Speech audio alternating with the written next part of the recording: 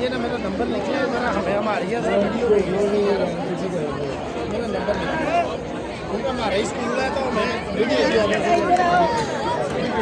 ना 0 चलो आओ यहाँ से ना, चलो चलो मुँह से हाथ निकालो, चलो आओ इधर से आओ। 799 03 799